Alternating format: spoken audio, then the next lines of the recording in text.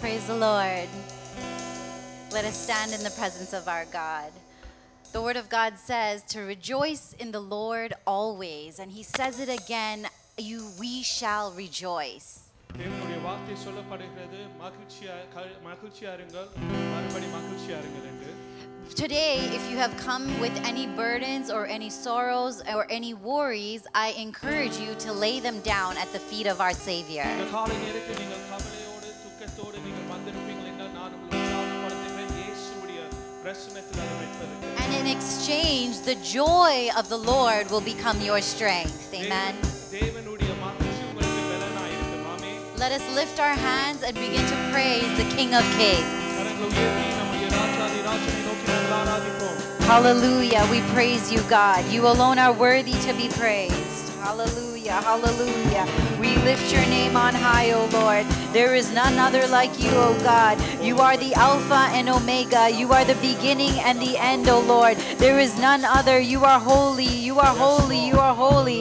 Blessed be the name of the Lord God Almighty, who was and is to come. Lift your voices. Lift your voices. Pray in the gift of unknown languages. Hallelujah. Speak in tongues. Speak in tongues. Hallelujah.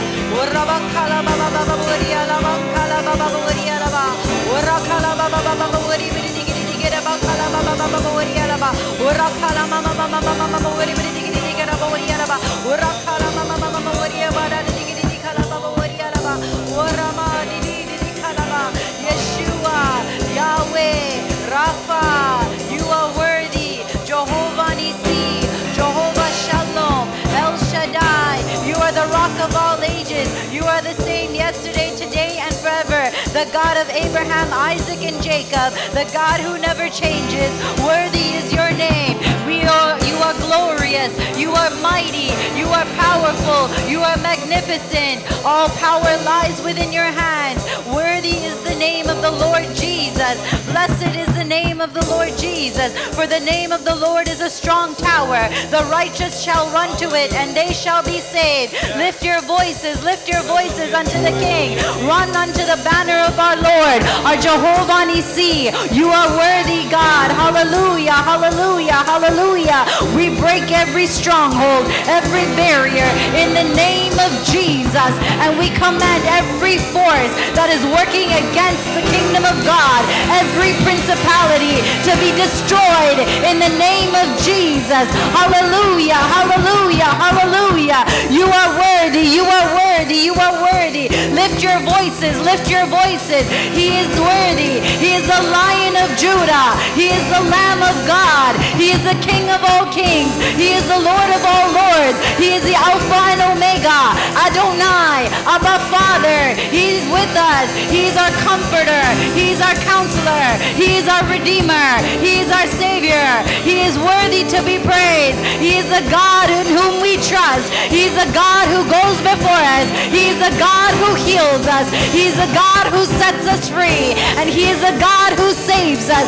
Lift your hands unto your Savior and praise His holy name.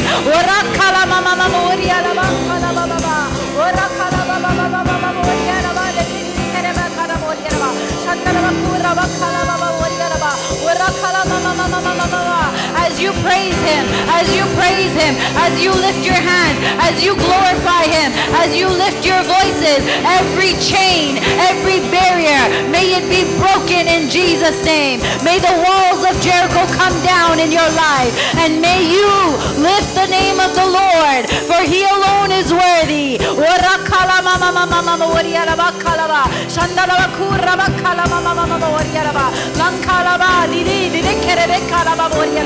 You are worthy, God. You are worthy. You are worthy. Hallelujah. Hallelujah. Hallelujah. Hallelujah. Lay your burdens at His feet. For the Lord says His burden is easy and His yoke is light.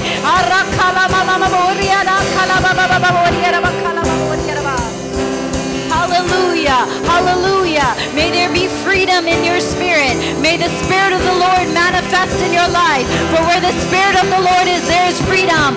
Break every chain, God. Break every chain, Lord. Break every chain, God. Break it now, Lord. Break it now, Lord. Freedom in the name of Jesus.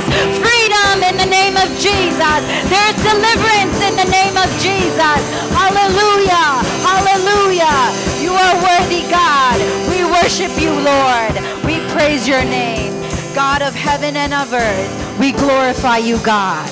You are worthy, Lord. We pray that as you, O Lord, are lifted on high, that it will be a sweet sound in your ear. May your angels join us in praising you, Lord. And may you take full control, Holy Spirit, from the beginning until the end. In Jesus' name we pray. Amen. Amen. Hallelujah. சந்தோஷமாக இருக்கிறவர்கள் சங்கீதம் பாட கடவுள்கள் என்று வேதம் சொல்லுகிறது. பூமியின் குடிகளே எல்லாரும் கர்த்தரை கம்பீரமாய் பாடுங்கள் என்று சொல்லப்பட்டிருக்கிறது. நாங்கள் சந்தோஷத்துடன் ஒரு பாடலை பாடுவோம். இதயங்கள் மகிழட்டும், முகங்கள் மலரட்டும் என்று சொல்லி. இதயங்கள் மகிழட்டும், முகங்கள் மலரட்டும். இதயங்கள் மகிழட்டும், முகங்கள் மலரட்டும். மனமகிழ்ச்சி நல்ல மருந்து, மனமகிழ்ச்சி நல்ல மருந்து. இதயங்கள் மகிழட்டும், முகங்கள் மலரட்டும். இதயங்கள் மகிழட்டும், முகங்கள் மலரட்டும். மனமகிழ்ச்சி நல்ல மருந்து, மனமகிழ்ச்சி நல்ல மருந்து. மன்னித்து அணைத்துக் கொண்டார், மகனாய் சேர்த்து கொண்டார். மன்னித்து அணைத்துக் கொண்டார், மகனாய் சேர்த்து கொண்டார். கிருபையின் முத்தங்களால் புதுயிர் தருகின்றார். கிருபையின் முத்தங்களால் புதுயிர் தருகின்றார்.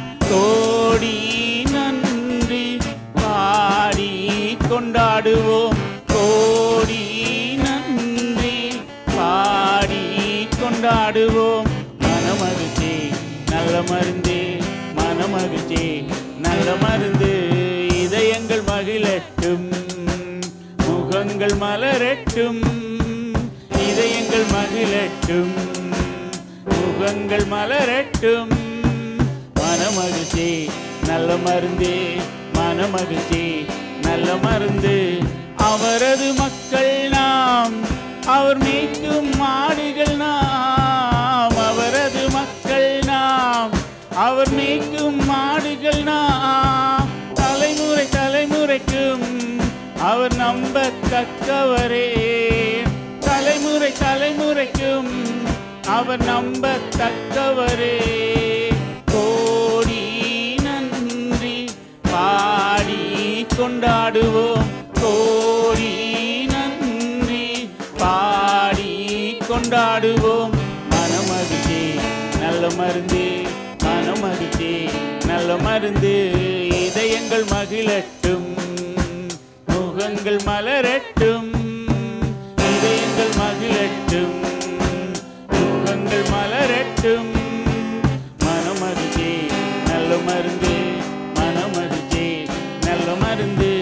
தாய் மறந்தாலும் அவர் மறக்கவே மாட்டார். தாய் மறந்தாலும் அவர் மறக்கவே மாட்டார். உள்ளங்கைகளிலே பொறித்து வைத்துள்ளார். உள்ளங்கைகளிலே பொறித்து வைத்துள்ளார். கோடி நன்றி பாடி கொண்டாடுவோம். கோடி நன்றி பாடி கொண்டாடுவோம். மனமகிழ்ச்சி நல்ல மருந்து, மனமகிழ்ச்சி நல்ல மருந்து. இதயங்கள் மகிழட்டும், முகங்கள் மலரட்டும். இதயங்கள் மகிழட்டும், முகங்கள் மலரட்டும். மனமகிழ்ச்சி நல்ல மருந்து, மனமகிழ்ச்சி நல்ல மருந்து.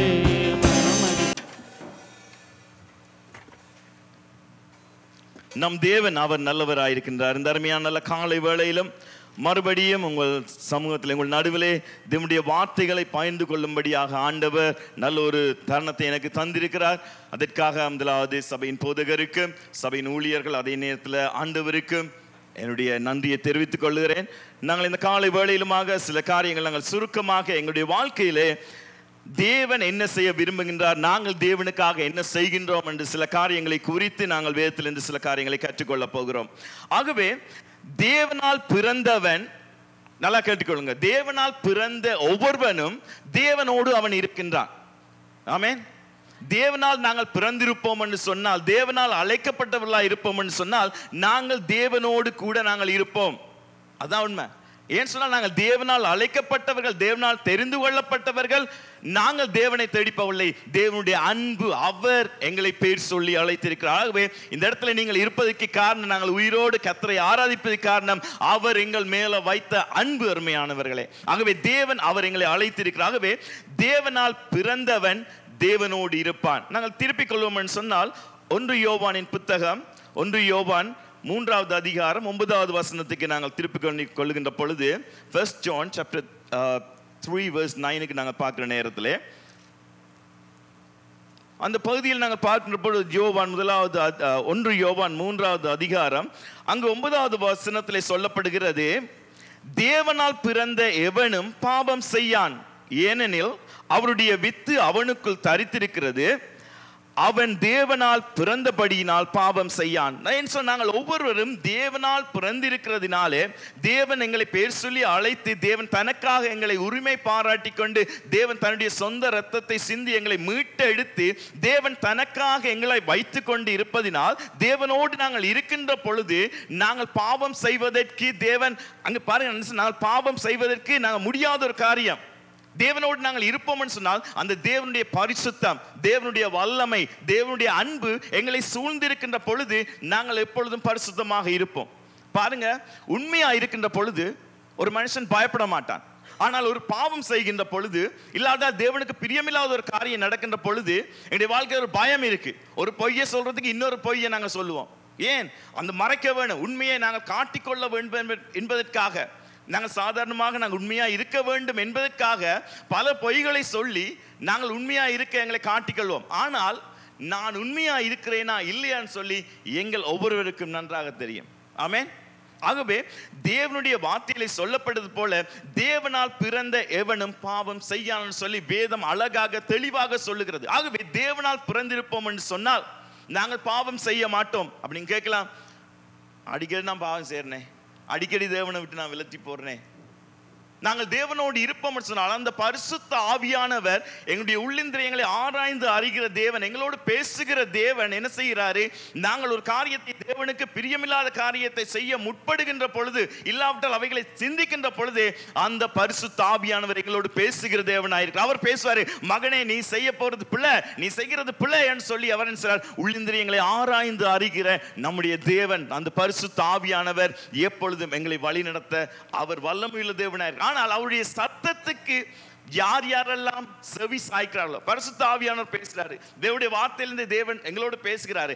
ஆனால் யாரெல்லாம் தேவனுடைய வார்த்தைக்கு கீழ்ப்படிந்து அவருடைய சத்தத்துக்கு செவி சாய்த்து நடக்கிறார்களோ அவருடைய வாழ்க்கையில ஆசீர்வாதம் இருக்கு, சந்தோஷம் இருக்கு, நிம்மதி இருக்கு. நாங்க பழைய ஏற்பாடு காலங்கள் நாங்கள் பார்க்கின்ற பொழுது, நீ கீழ்ப்படிந்தால் உனக்கு ஆசீர்வாதம், நீ கீழ்ப்படியவில்லை என்றால் சாபம். தேவன் தெளிவாகவே சொல்லுகின்றாரு, ஒரு மனுஷனுடைய வாழ்க்கை கீழ்ப்படிவு இருக்கின்ற பொழுது அவனுடைய வாழ்க்கையில ஆசீர்வாதங்களை கர்த்தர் தருகின்ற தேவனாய் இருக்கின்றாரு. ஆனால் ஒரு மனுஷன் கர்த்தரை விட்டு கீழ்ப்படியாமல் போகின்ற பொழுது இந்த உலகத்திலே சாபங்கள் அவைகள் அந்த மனுஷனை சூழ்ந்து கொள்ளுகின்றது. அவன் செய்கிற காரியங்கள் எல்லாம் வாய்க்காமல் போய்விடும். ஆனால் கர்த்தரோடு கூட இருக்கின்ற பொழுது நாங்கள் செய்கிற காரியங்கள் எல்லாவற்றையும் கர்த்தர் வாய்க்க பண்ணுகின்றார். எங்களுடைய பலத்தினால அல்ல, கர்த்தர் எங்களுடைய காரியங்களை வாய்க்க பண்ணுகிறவர் நம்முடைய கர்த்தராய் இருக்கிறார். எங்களுடைய பாதைகள் தடைகளா இருந்தாலும் கர்த்தர் என்னோடு இருக்கிறதுனால, கர்த்தரோடு நான் நடப்பதினால என் பாதைகளை செவ்வை பண்ண, அது எந்த தடையா வரட்டும், ஆனால் கர்த்தர் என்னோடு இருப்பார்னு சொன்னால் அது எந்த பெரிய செங்கடலா இருக்கலாம், எரிகோ கோட்டை மதிலாக இருக்கலாம், எதுவாத்தான் இருந்தாலும் கர்த்தர் எனக்காக பாதைகளை உருவாக்குகிற தேவன், அவன் நம்முடைய தேவன். ஆகவே தேவனால் பிறந்திருப்போம் என்று சொன்னால் எங்களுடைய வாழ்க்கையில பல காரியங்களை நாங்கள் தியாகம் செய்ய வேண்டும். பாருங்க, மத்தேயு சுவிசேஷ புத்தகத்துக்கு நான் திருப்புகின்ற பொழுது முதலாவது அதிகாரத்திலே, அந்த முதலாவது அதிகாரம் முழுவதிலுமாக இயேசு கிறிஸ்துவினுடைய அங்க பிறப்பை குறித்து, அவர் விதமாக பிறந்தார், அந்த காரியங்கள் எல்லாம் சொல்லப்பட்டது. ஆனால் இயேசு கிறிஸ்து இந்த பூமிக்கு வருவதற்கு முன்பதாகவே அவருக்கு விரோதமாக பல எதிர்ப்புகள் உண்டாகின்றது. அங்கு மரியாள் கர்ப்பவதியா இருக்கிறான்னு சொல்லி தெரிந்தும் யோசேப்பு என்ன செய்வான்? ரகசியமாய் அவளை தள்ளிவிட நினைத்து கொண்டிருந்தான். ஆனால் தேவனுடைய தூதன் சொப்பனத்துல வந்து யோசேப்போட பேசுகிறதை நாங்கள் காணக்கூடியதா இருக்கிறது. மரியாதத்தில் உண்டாயிருக்கிறது பரிசுத்தம் உள்ளது.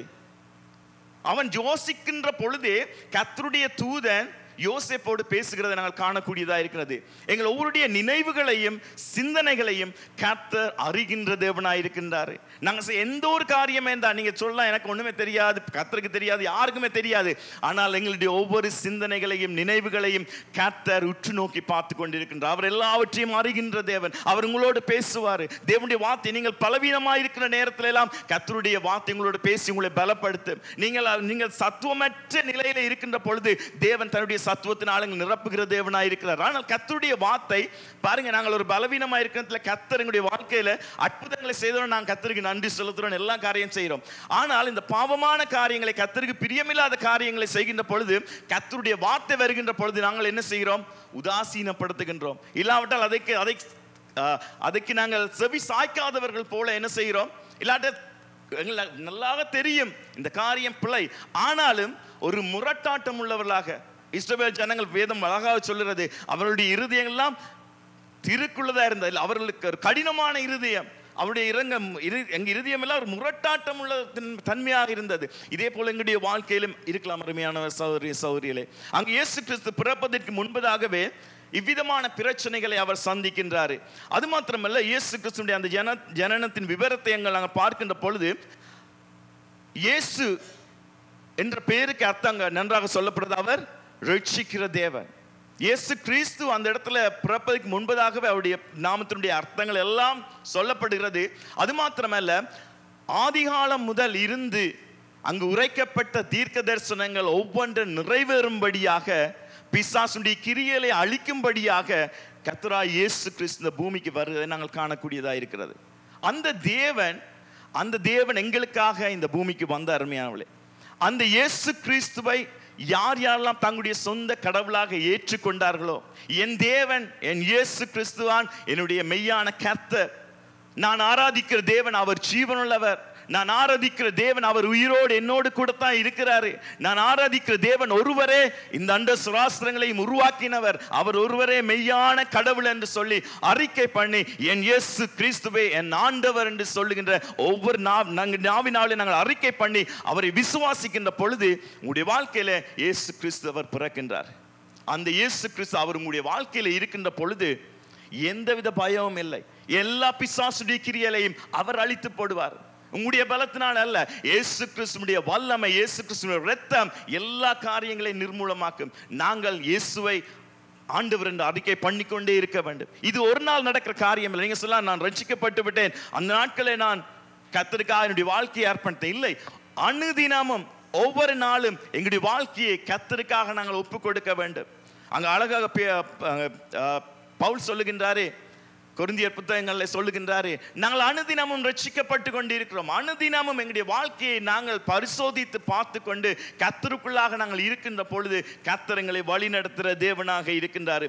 அது மாத்திரமல்ல, அந்த பகுதியில் பாருங்க, ஆதாம் ஏவாளுடைய அங்கே கீழ்ப்படியாமையின் தன்மைகள் அந்த இடங்களில் பாருங்க, அவர் அந்த கீழ்ப்படியாமையினாலே வந்ததான அந்த விளைவு, இல்லாவிட்டால் கீழ்ப்படியாமையினாலே வந்த பாவம் ஒரு மனித குலத்தையே அழித்து விடுகின்ற தேவனுடைய கிரிகைகள் எல்லாவற்றையும் அது சீர்குலைத்ததாக காணப்படுறது. பாருங்க, அந்த அன்றைய நாளிலுமா நடந்தான ஒரு சம்பவம், அங்கு இச்சித்து பெற்றுக்கொண்ட காரியம் ஒரு மனுஷ குலத்துக்கே ஒரு சாபத்தை அது ஏற்படுத்தி கொண்டிருக்கிறது. அந்த சாபத்தின் நிமித்தமாக அவர்கள் பட்ட வேதனைகள், அவமானங்கள், நிந்தனைகள், புறக்கணிப்புகள் எல்லாவற்றையும் அங்கு அவர்கள் அனுமதித்துக் கொண்டிருந்தார்கள்.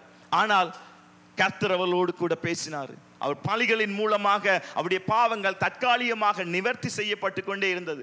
பாருங்க, பழைய ஏற்பாட்டு காலங்களிலே அவர்கள் பாவம் செய்கின்ற பொழுது தங்களுடைய பாவங்களை உணர்ந்து கர்த்தருடைய சன்னிதானத்திலே போய் பலிகளை செலுத்தி அவர்கள் தங்களுடைய பாவங்களை மன்னிக்கும்படியாக கர்த்தரிடத்தில் வேண்டிக் கொள்வார்கள். ஆனால் மறுபடியும் என்ன செய்யறாங்க? திருப்பி பாவம் செய்யறாங்க, மன்னிப்பு கேட்கிறாங்க.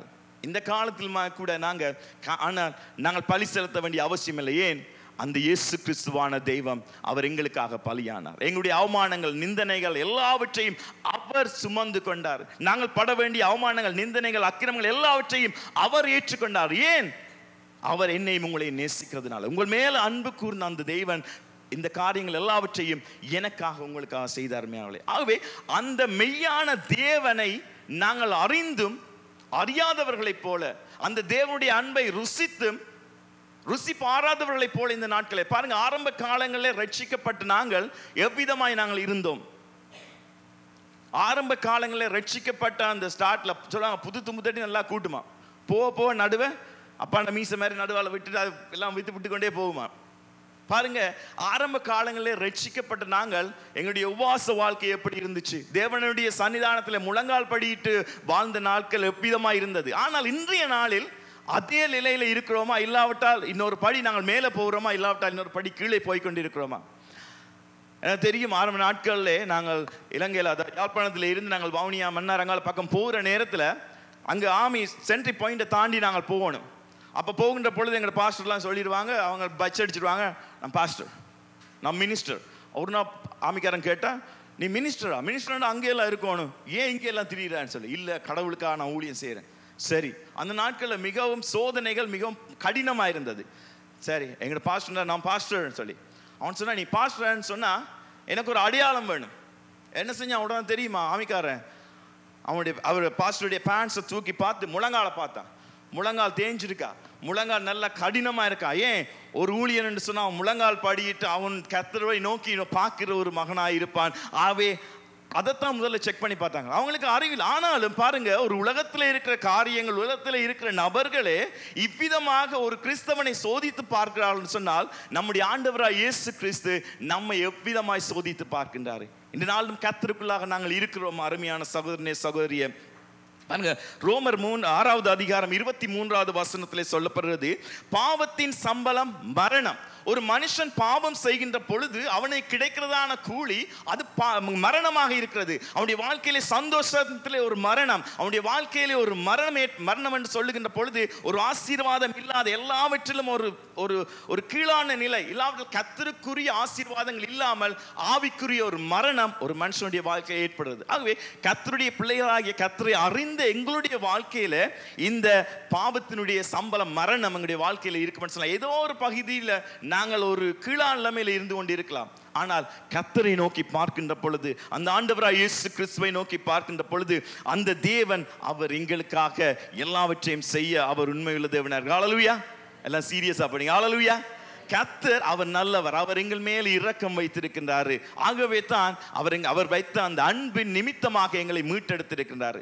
தன்னுடைய கடைசி சொட்டு இரத்தத்தையும் எனக்காக உங்களுக்காக சிந்தினதன் நோக்கம், நாங்கள் அந்த பாவமான இடத்திலிருந்து நாங்கள் மீட்டுக் கொள்ளப்பட வேண்டும். எங்களை மீட்பதற்காக அவர் இந்த காரியங்களை செய்தார். அவர் எங்கள் மேல வைத்த அன்பு, அவருடைய வாக்குத்தத்தங்கள் நிறைவேறும்படியாக எல்லாம் செய்தார், உண்மைதான். ஆனாலும் அவர் எங்கள் மேல வைத்த அன்பு அருமையானவர்களே, ஏன் நாங்கள் அந்த நரகத்துக்குள்ளே போய்விடக் கூடாது, அந்த அக்கினி கடலுக்குள்ளாய் நாங்கள் போய்விடக் கூடாது. தன்னோடு கூட நாங்கள் ஆளுகை செய்ய வேண்டும், அவரோடு கூட நாங்கள் இருக்க வேண்டும் என்பதற்காக அவர் என்னையும் உங்களையும் அவர் மீட்டெடுத்திருக்கிறார்.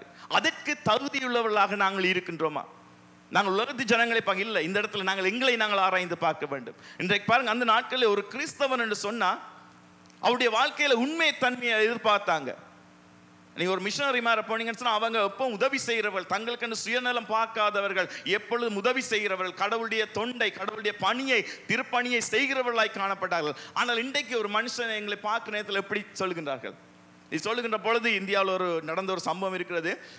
அதாவது ஒரு ஊழியன் ஒரு பெரிய மீட்டிங் போய்கொண்டிருந்தார். அவர் பஸ்ஸில் போகிற நேரத்தில் அந்த பஸ் டிரைவர், அதில் அந்த கிராமத்துக்கு ஒரே ஒரு பஸ் தான் இருக்குது, நீங்கள் வெயிட் பண்ணி அந்த பஸ்லாம் போகணும், வேறு பஸ்ஸே இல்லை. அப்போது அந்த ஊழியன் அங்கே தேவனுடைய வார்த்தைகளை கொடுக்கும்படியாக அங்கே ஒரு எல்லாம் கூட்டங்கள் எல்லாம் ஆரம்பிக்கப்பட்டிருந்தது.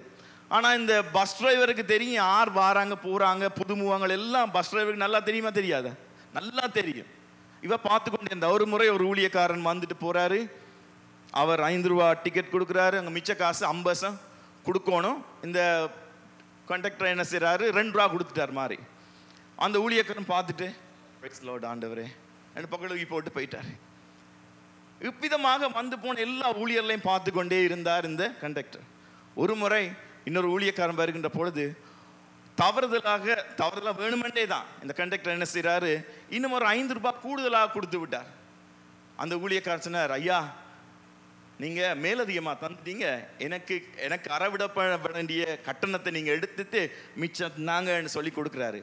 அப்பொழுதுதான் அந்த பஸ்லேயே அந்த கண்டக்டர் அறிக்கை பண்ணுகிறாரு, எத்தனையோ ஊழியர்கள் வந்தார்கள், ஆனால் உம்மை போல ஒரு மெய்யான ஊழியன் நான் காணவில்லை. நீர் இதிலேயும் உண்மையா இருக்கிறீர், ஆண்டவர் உம்முடைய ஊழியத்தை ஆசீர்வதிப்பார்ன்னு சொல்லி அந்த கண்டக்ட் பாருங்க.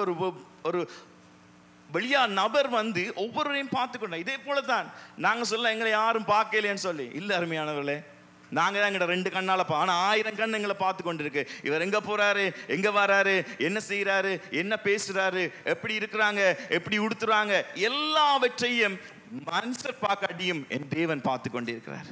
தாவீது அழகாக சொல்லுகிறார், நாம் வானத்துக்கு ஏறினாலும் நீர் அங்கே இருக்கிறீர், பாதாளத்திலே படுக்கை போட்டாலும் நீர் அங்கே இருக்கிறீர், உம்முடைய கண்களுக்கு மறைவாக எங்கேயும் என்னால் ஓடவே மேலாத ஆண்டவரே, ஒளிய முடியாது ஆண்டவரை, ஒளிச்சு பிடிச்சு விளையாடவே முடியாது. ஏன்? அவர் எல்லா இடத்துலையும் பார்த்து கொண்டிருக்கிறார். மேலே இந்த காலை வேளையிலுமாக கர்த்தர் எங்கள் ஒவ்வொருவரையும் அவர் உற்று நோக்கி பார்த்து கொண்டே இருக்கிறார். ஆகவே எங்களுடைய வாழ்க்கை எப்படி இருக்கின்றது?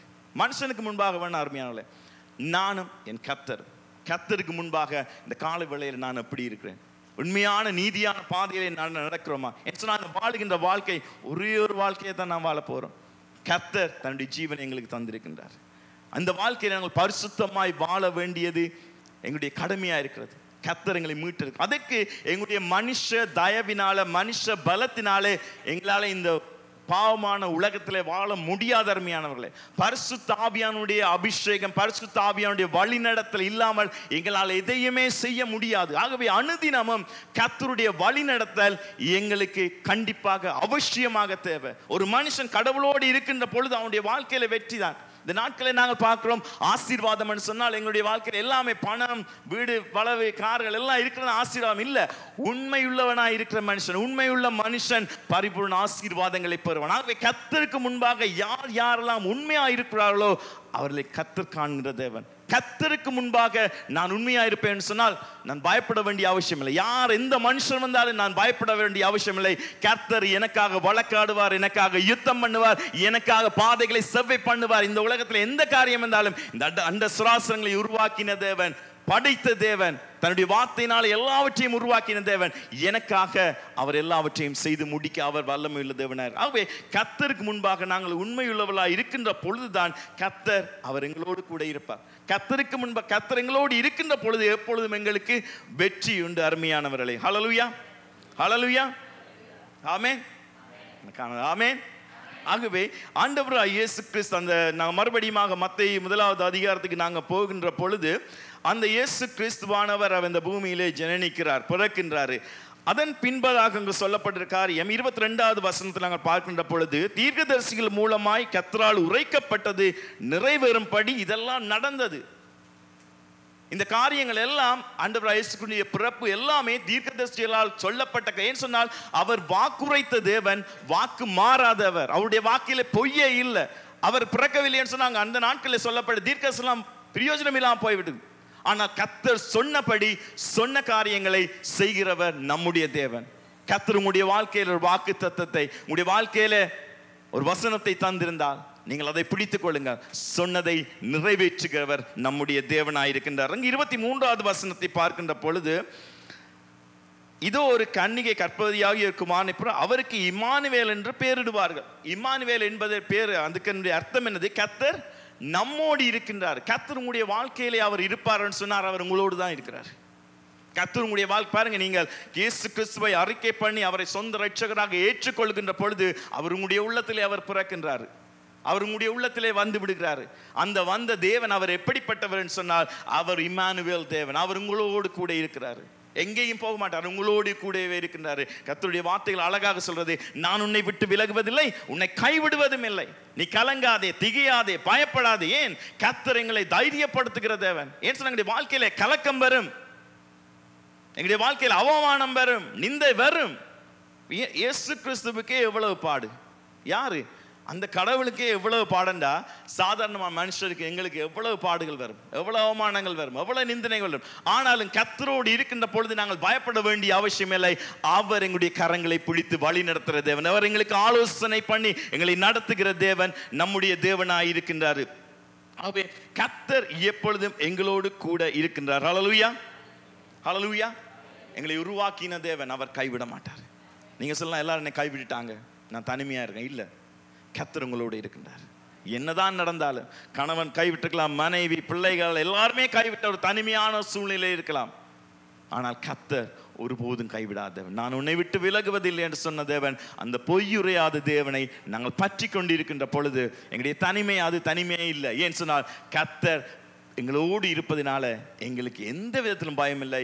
அவர் எங்களை வழி நடத்துகிற தேவனாக இருக்கின்றார். அது மாத்திரமல்ல, நாங்கள் இன்னும் சில காரியங்களை இதனுடைய வார்த்தையில் நாங்கள் கற்றுக்கொள்ள போகிறோம். யோவான் 1வது அதிகாரம், அங்கு யோவான் சுவிசேஷ புத்தகம் 1வது அதிகாரம், அங்கு 12வது வசனத்தை நாங்கள் பார்க்கின்ற பொழுது, யோவான் 1வது அதிகாரம் 12வது வசனத்தில் ஒரு எடுத்தால் நீங்கள் வாசிக்கலாம்.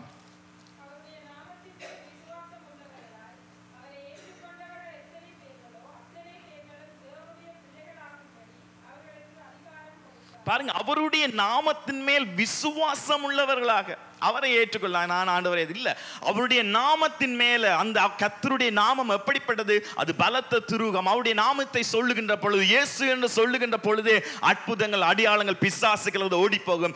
என்னதான் காரியங்கள் வந்தாலும் இயேசுவே என்று கூப்பிடுகின்ற பொழுது ஓடி வந்து உதவி செய்கின்ற தேவன் நம்முடைய தேவனாயிருக்கிறார். அவருடைய நாமத்தின் மேல் விசுவாசம் உள்ளவர்களாய் அவரை ஏற்றுக்கொண்டவர்கள் எத்தனை பேர்களோ, அது எத்தனை பேரா இருக்கலாம். ஆனால் அவரை ஏற்றுக்கொள்ளுகின்ற பொழுது அவர்களுக்கு தேவன் என்ன செய்கிறாரு? தன்னுடைய பிள்ளைகளாக அதிகாரத்தை கொடுக்கிறார். மாத்திரமல்ல, அவர்களுக்கு தன்னுடைய அதிகாரம் எல்லாவற்றையும் கொடுக்கிறாரு. நாங்கள் தேவனுடைய பிள்ளைகளாக இருப்பதினால அவர் எங்களை பேர் சொல்லி அழைத்திருக்கிறார். அதே நேரத்தில் எல்லா அதிகாரங்களும் எங்களுடைய கரங்களை கொடுத்திருக்கிறார். நீங்கள் ஜெபிக்கின்ற பொழுது பிசாசுகளோடு, நீங்கள் ஜெபிக்கின்ற பொழுது வியாதியிலிருந்து விடுதலை. ஏன்? கர்த்தர் தன்னுடைய அதிகாரத்தை உங்களுக்கு தந்திருக்கிறாரு. நீங்க இயேசு கிறிஸ்துவினுடைய நாமத்தினாலே அதிகாரத்தோடு கூட வானிலும் பூமியிலும் மேலான நாமத்தையுடைய அந்த தேவனுடைய நாமத்தை எங்களுக்காக நாங்கள் வைத்திருக்கின்ற பொழுது நீங்கள் ஜெபிக்க ஜெபிக்க ஜெபிக்க, நீங்க யாரிடத்தில் ஜெபிக்கிறீங்க? இந்த அண்டசராசனங்களை உருவாக்கின கர்த்தரிடத்தில் நீங்க மன்றாடுகிறீங்க. ஆகவே எந்த பிரச்சனையா இருந்தாலும் கர்த்தருடைய சமூகத்தில் இருந்து ஆண்டவரே என்று சொல்லி பார்க்கின்ற பொழுது அவர் ஓடி வந்து உதவி செய்கிறார். மாமிசமானுடைய ஜெபங்களை அவர் கேட்கின்ற தேவன். நீங்கள் விசுவாசத்தோடு கேட்கின்ற பொழுது விசுவாசத்தினால பல அடையாளங்கள் நடக்கும், அற்புதங்கள் நடக்கும். ஆனால் நீங்கள் விசுவாசிக்கின்ற பொழுது அது உங்களுடைய வாழ்க்கையில் அது நடக்கிறதா இருக்கிறதா, எந்த காரியமா இருந்தாலும் நீங்க பார்க்கின்ற பொழுது இது முடியவே முடியாது, ஆனால் அது கர்த்தரால் முடியும். தேவனால் கூடாத காரியம் ஒன்றுமே இல்லை அருமையானவர். ஆனால் நாங்கள் விசுவாசிக்க வேண்டும். வார்த்தையினால் அறிக்கை பண்ணலாம், ஆனால் என்னுடைய வாழ்க்கையில விசுவாசம், என்னுடைய தேவன் இந்த காரியத்தை என்னுடைய வாழ்க்கையில இவர் செய்வார் என்று சொல்லி ஆணித்தரமான விசுவாசம் இருக்கின்ற பொழுது அது எந்த காரியமா இருந்தாலும் என் கர்த்தர் எனக்காக என்னுடைய ஜெபத்தை அவர் உற்று நோக்கி கவனிக்கின்றார். ஜெபத்துக்கு பதில் கொடுக்கிற தேவன் நம்முடைய தேவன். அவர் கண்டிப்பாக அவர் பதில் தருகின்ற தேவனாய் இருக்கின்றார். அது மாத்திரமல்ல, யோவான் 3வது அதிகாரம் 6வது வசனத்தை நாங்கள் பார்க்கின்ற பொழுது நீங்க வாசிக்கலாம்.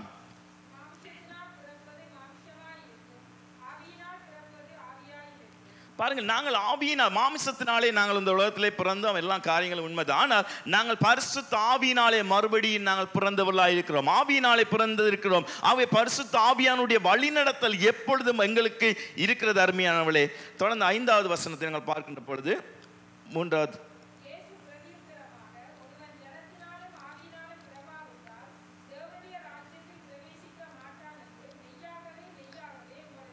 பாருங்க, மனம் திரும்புதலுடைய அடையாளங்களிலே ஒன்றாக காணப்படுது. நாங்கள் இயேசு கிறிஸ்துவை சொந்த ரட்சகராய் ஏற்றுக்கொள்கிறோம். அது மாத்திரமல்ல, நாங்கள் திருமுழுக்கு ஞானஸ்தானத்தை மற்றவர்களுக்கு முன்பாக நான் ஒரு கிறிஸ்தவனாக நான் இருக்கின்றேன், கர்த்தரை அறிக்கை பண்ணி என்னுடைய வாழ்க்கையை கர்த்தருக்காக நான் ஒப்புக் கொடுக்கிறேன் என்று சொல்லி திருமுழுக்கை நாங்கள் எடுத்து நாங்கள் என்ன செய்கிறோம்? ஞானஸ்தானம் எடுத்து கர்த்தருக்காக வாழ நாங்கள் என்ன செய்கிறோம்? ஒரு உலக பிரகாரமாக எங்களை ஒப்பு கொடுக்கிறோம். அது மாத்திரமே, நாங்கள் ஒப்பு கொடுக்கின்ற பொழுது ஜலத்தினாலே நாங்கள் ஞானஸ்தானம் எடுத்து வருகின்றோம். அதன் பின்பதாக கர்த்தருடைய சமூகத்தில் காத்து பரிசுத்த ஆவியினாலே நாங்கள் ஞானஸ்தானம் படுகிறோம், கர்த்தருடைய ஆவியினாலே நிரப்பப்படுகிறோம். அந்த பரிசுத்த ஆவியானுடைய வழிநடை பாருங்க, எல்லாரும் மற்ற ஜனங்கள் அவங்களும் சொல்லலாம் இயேசு கிறிஸ்து கடவுள் என்பதை நாங்கள் அறிந்திருக்கிறோம்.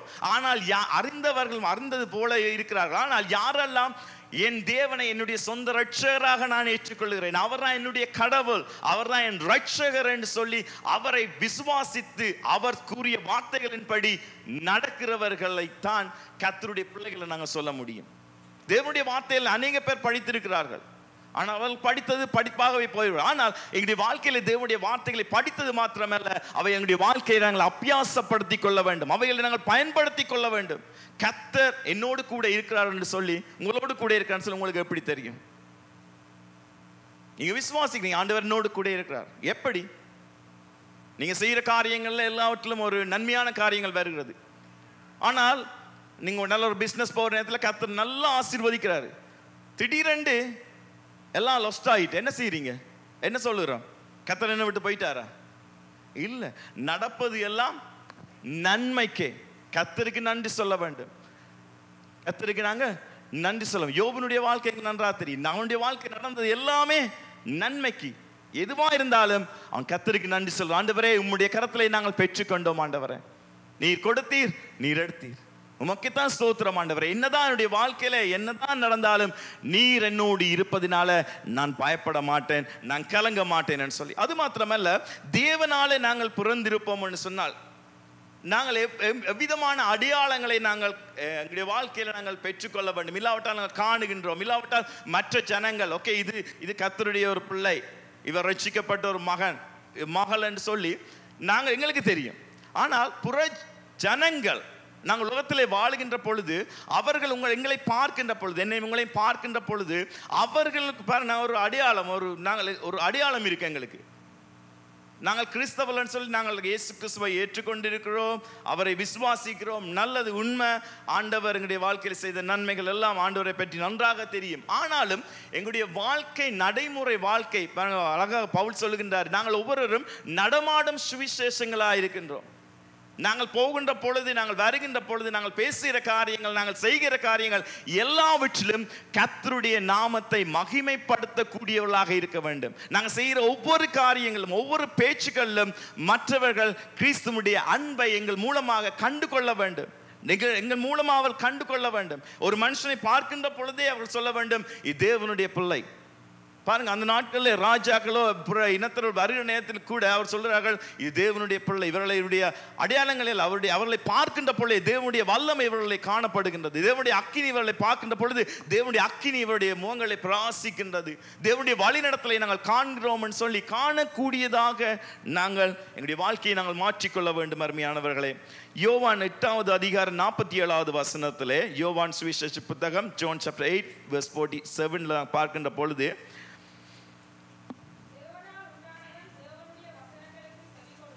பாருங்க, தேவனால் உண்டானவன், கர்த்தரால பிறந்திருக்கிறோம் என்று சொன்னால், தேவனால் உருவாக்கப்பட்டவர்களாக தேவனுக்குரியவர்களாய் நாங்கள் இருக்கிறோம் என்று சொன்னால், எங்களுடைய வாழ்க்கை நாங்கள் கர்த்தருடைய வசனங்களுக்கு செவி சாய்க்க வேண்டியவர்களாய் இருக்கிறோம். மறுபடியும் வாசிங்க சிஸ்டர்.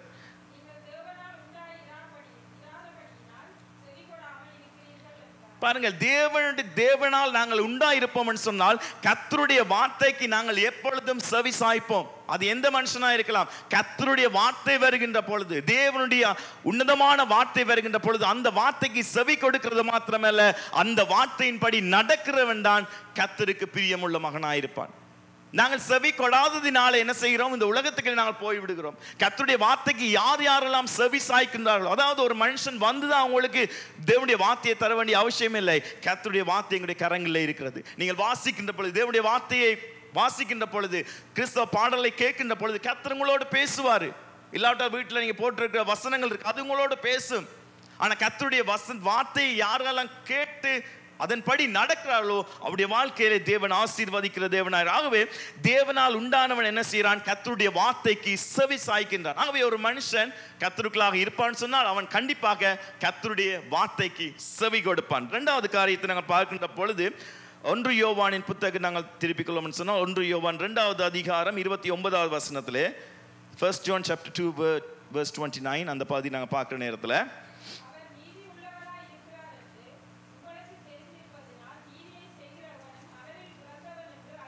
பாருங்க, அவர் நீதியுள்ள தேவன். எத்தனை பேருக்கு தெரியும் நம்முடைய தேவன் அவர் நீதிபரர். அவர் நீதியை மாத்திரம் தான் செய்கிற தேவன், நீதிக்காக சரி கட்டுகிற தேவன். அவர் நீதியின் மேல் பிரியமாயிருக்கிறது. அவர் நியாயாதிபதி, அவர் நீதிபரர்.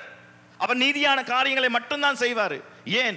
அவர் உண்மையுள்ள தேவன். எங்களுடைய வாழ்க்கையில அந்த தேவனை நாங்கள் எங்களுக்காக கொண்டிருப்போம் என்று சொன்னால், எங்களுடைய வாழ்க்கையில நாங்களும் எப்படிப்பட்டவர்களாக இருப்போம் சொன்னால், நீதியை செய்கிறவர்களாக, உண்மையுள்ளவனாக, எல்லாவற்றுக்கும் நீதியுள்ளவனாக நாங்கள் இருப்போம். ஆகவே ஒரு மனுஷனுடைய சாதாரண கிறிஸ்தவனுடைய வாழ்க்கையை பார்க்கின்ற பொழுது அவன் நீதி உள்ளவனாக, உண்மையுள்ளவனாக இருப்பான்னு சொன்னால் அவன் கர்த்தருக்கு கீழ்ப்படிந்து இருக்கின்றான். கர்த்தர் அவரோடு கூட இருக்கின்றார் என்று சொல்லி எங்களால் கண்டுகொள்ளக்கூடியதாக இருக்கின்றது. மறுபடியும் யோவான் 1 யோவான் 3வது அதிகாரம் 9வது வசனத்திலே 1 John chapter 3 verse 9 அந்த பகுதியிலே பார்க்கின்ற பொழுது முதல் வாசித்த பகுதி பாருங்க, தேவனால் பிறந்த எவனும் பாவம் செய்யான். தேவன் எங்களுக்குள்ளா இருப்பான்னு சொன்னா எங்களுடைய வாழ்க்கை புது வாழ்க்கையாக மாற்றப்பட்டிருக்கிறேன்னு சொன்னால் அந்த மனுஷன் பாவம் செய்ய மாட்டான். ஏன்? கர்த்தர் அவனோடு இருக்கிறான். எங்களுடைய கிரியைகள் மூலமாக ஜனங்கள் நாங்கள் உண்மையான ஒரு கிறிஸ்தவ வாழ்க்கையை வாழுகின்றோமான்னு சொல்லி அவள் கண்டுகொள்ளக்கூடியதாக இருக்கிறது. ஆகவே தேவனால் பிறந்த எவனும் பாவம் செய்யான். அடுத்த பாடத்தை பார்க்கின்ற பொழுது 4வது அதிகாரம், அதே 1 யோவான் 4வது அதிகாரம் 7வது வசனத்திலே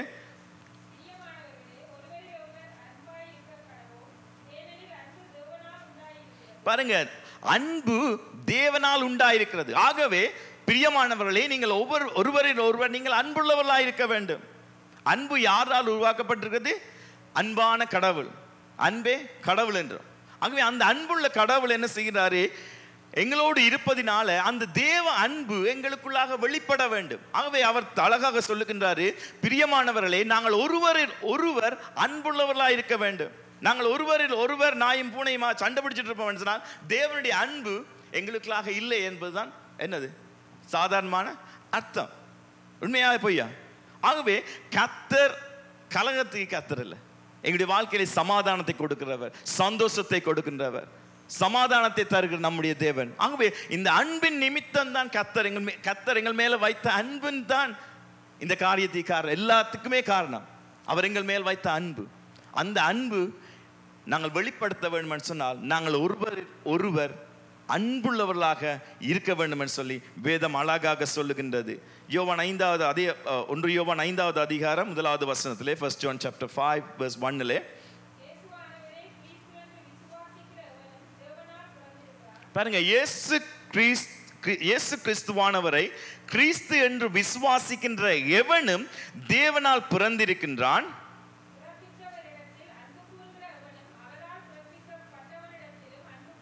பாருங்க, அவரால் பிறப்பிக்கப்பட்டவரிடத்திலேயும் அவன் அன்பு கூற வேண்டும். இயேசு கிறிஸ்து பாருங்க அழகாக சொல்லப்படுது, இயேசு கிறிஸ்துவானவரை நாங்கள் விசுவாசிக்கிறதுனால தேவனுடைய அன்பு எங்களுக்குள்ளாக இருக்கின்றது. ஆனால் தேவனுடைய சாயலில் சிருஷ்டிக்கப்பட்டவர்களை நாங்கள் என்ன செய்ய வேண்டும்? அவருடைய அன்புக்குள்ளாக நாங்கள் நேசிக்க வேண்டியவர்களாக இருக்கிறோம். அருமையானவர்களே, 18வது வசனத்தில் அதே அதிகாரம் 5வது அதிகாரம் 18வது வசனத்திலே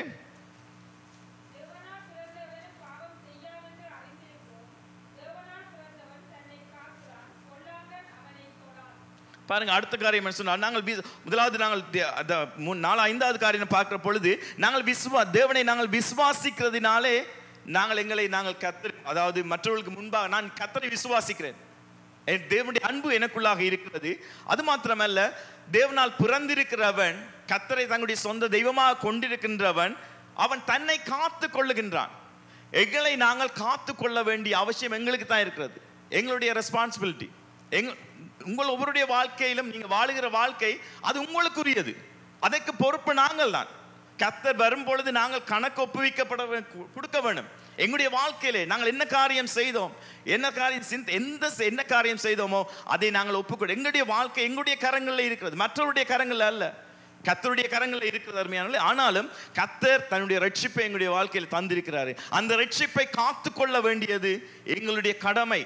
எந்த விதத்திலேயும் கர்த்தருடைய நாமத்தை என் நிமித்தமாக அவமானப்படுத்தி விடக்கூடாது.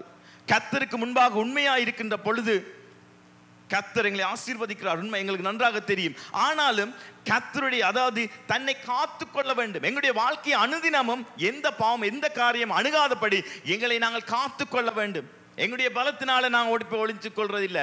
பரிசுத்த ஆவியானவர் தன்னுடைய அக்கினியினால் அவர் எங்களை மூடி பாதுகாத்துக் கொள்ளுகிறாரு. தன்னுடைய வல்லமையினால் எங்களை மூடி பாதுகாத்துக் கொள்ளுகிறாரு. தன்னுடைய சிறைகளினால் எங்களை மூடி பாதுகாத்துக் கொள்கிறார். ஆகவே தன்னை காத்துக் கொள்ளுகிறேன். தொடர்ந்து மறுபடியும் அந்த வசனத்தை வாசிங்க சிஸ்டர்.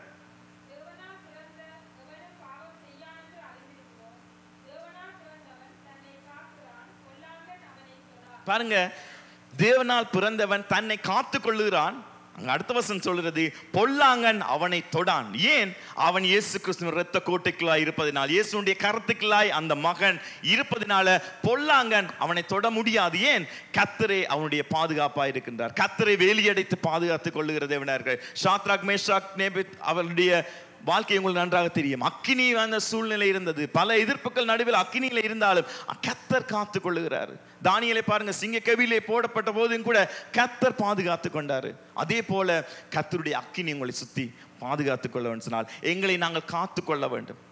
கர்த்தருக்கு முன்பாக எங்களை காத்து கொள்ள வேண்டும். எங்களுடைய ரட்சிப்பை குறித்து நாங்கள் காத்து கொள்ள வேண்டும். கர்த்தருடைய வார்த்தையின் நிமித்தமாக எங்களை நாங்கள் காத்து கொள்ள வேண்டும். கர்த்தருக்கு விரோதமான அவதூறான எந்த காரியங்கள் நாங்கள் செய்து விடக்கூடாது. இதை சொல்லுகின்ற பொழுது இன்னொரு கதை ஒன்று ஞாபகம் வருகின்றது. பல மரங்கள் மனுஷரை பார்த்து சொல்லிச்சான், எங்களால் 1000 சிலுவைகளை தர முடியும், ஆனால் உங்களிடத்துல இந்த ஒரு இயேசு கிறிஸ்துவை இன்னொரு இயேசு கிறிஸ்துவை தர முடியுமா? முடியாது அருமையானே. அந்த ஒரே ஒரு இயேசு கிறிஸ்து, அவர் எனக்காக உங்களுக்காக இந்த பூமியில வந்தார். பாருங்க, மரங்களே ஒரு மனுஷரை பார்த்து சொல்லுது, நீங்கள் எல்லாரும் பாவிகளா இருக்கிறீங்க, எங்களால் 1000 சிலுவைகளை தர முடியும், ஆனால் உடத்துல இருந்து வந்த ஒரே ஒரு கிறிஸ்து மட்டும்தான், அந்த கிறிஸ்துவன் மெய்யான கடவுள். அவர் எங்களுடைய இந்த மரத்தில் அவர் தொங்கினார், நாங்கள் தியாகமாக கொடுத்தோம். எங்கள் அதாவது அந்த மரங்கள் எல்லாம் ஒரு சம்பாஷணை பண்ணிக்கொண்டுச்சான், கிறிஸ்துவை சிலுவையில் அறைந்தார்கள், அந்த சிலுவைக்கு நாங்கள்லாம் எங்களை ஒப்பு கொடுத்தோம். அதே போல மானிடனாய் நீ உன்னை கொடுப்பியா? கிறிஸ்துவனுடைய வாழ்க்கையில வாழும்படியாக கிறிஸ்துவுக்காக உன்னை ஒப்பு கொடுப்பியா? கிறிஸ்துவுக்காக நாங்கள் என்ன செய்யறோம்? நாங்கள் பாவத்துக்கு நாங்கள் மரித்து நீதிக்கு நாங்கள் பிழைத்திருக்கின்றோம். நாங்கள் பாவத்துக்கு கிறிஸ்துவுக்காக நாம் மரித்துட்டோம். அருமையானவர்களே, நான் ஞானஸ்நானம் எடுக்கின்ற பொழுது என்ன செய்றோம்? எங்கள் பாவத்துக்காக நான் மரிச்சு போறோம். நான் நீதிக்காக இயேசு கிறிஸ்து எப்படி உயிரோடு எழுந்தாரோ அதே போல என்னுடைய வாழ்க்கையில் ஒரு புதிய ஜீவியம், ஒரு புதிய பலன், புதிய ரட்சிப்புகளாய் நான் வருகின்றேனே. கர்த்தருடைய வாழ்க்கையை ஒரு புதிய ஒரு வாழ்க்கையுடைய வாழ்க்கையில வாழ்வதற்கு நாங்கள் எங்களை ஒப்புக் கொடுக்கிறோம். இந்த காலை வேளையிலுமாக அன்றைக்கு செய்த தீர்மானம், நீங்க ஞானஸ்தானம் எடுத்து எத்தனை வருஷம் எனக்கு தெரியாது, ஆனா ஒரு சத்திய பிரமாணம் போல செஞ்சிருப்பீங்கன்னு. அந்த தொட்டிக்குள்ள இருக்கிற நேரத்திலேயே, தண்ணிக்கு இருக்கிற நேரத்திலேயே ஆற்றுல எடுத்தீங்களா குளத்தில் எடுத்தீங்களா எனக்கு தெரியாது, ஆனால் கர்த்தருக்கு முன்பாக உங்களுடைய வாழ்க்கையை நீங்க ஒப்புக் கொடுத்தீங்க. அதை கடைசி வரைக்கும் நாங்கள் காத்துக்கொள்ளுகிறோம். கிறிஸ்து வரும் வரைக்கும், அவருடைய வருகை வரும் வரைக்கும் எங்களை காத்து கொள்ள வேண்டியது மிகவும் அவசியம். அருமையானது, நாங்கள் எங்களை பாருங்க, இல்லாவிட்டால் நாங்கள் வாழ்கின்ற வாழ்க்கை அது வீணாகி போய்விடும். இதுவரைக்கும் கர்த்தருக்காக நாம் வாழ்ந்து விட்டு கடைசி பாருங்க, ஓட்டத்தை நான் ஓடினேன், ஓட்டத்தை கடைசியில முடிக்க வேணும். இடையில ஓடி போய் எத்தனை பேர் ஓடிட்டு விட்டுட்டாங்க, ஓட முடியாம இருக்கு. இது கிறிஸ்தவ வாழ்க்கை மிகவும் கஷ்டம் இல்லை. அருமையானவர்களே, கர்த்தர் என்னோடு இருந்தா என்ன பயம்? கர்த்தர் என்னோடு இருந்தா என்ன பயம்? ஒன்றுமே இல்லை. கர்த்தர் எனக்காக எல்லாவற்றையும் செய்து முடிக்கிறவர் நம்முடைய தேவனாய் இருக்கிறார். 7வது காரியத்தை பார்க்கின்ற பொழுது 1 யோவான் 5வது அதிகாரம் 4வது வசனத்திலே, chapter 5 verse 4,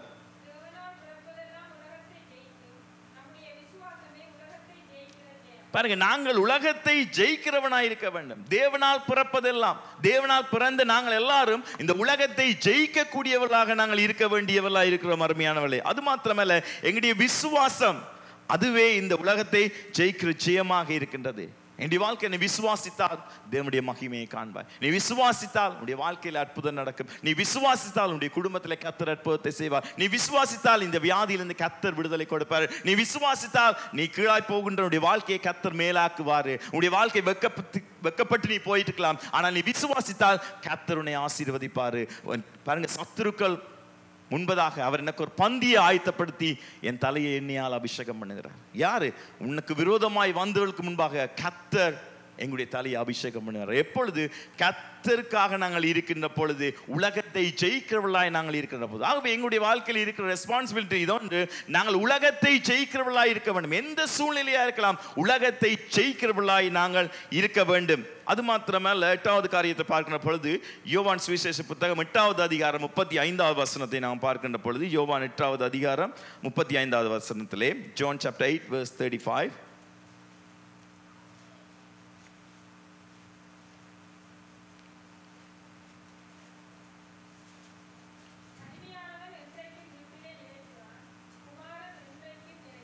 பாருங்க, நாங்கள் அடிமைகளாக இருப்போம், வீட்டில் இருக்க மாட்டோம், ஆனால் குமாரன் வீட்டிலே நிலைத்திருப்பான். அதாவது கர்த்தருடைய வீட்டிலே நிலைத்திருக்கிறவர்களாக நாங்கள் இருக்க வேண்டும். கர்த்தருடைய பிள்ளைகளாக நாங்கள் இருக்கின்றோம்.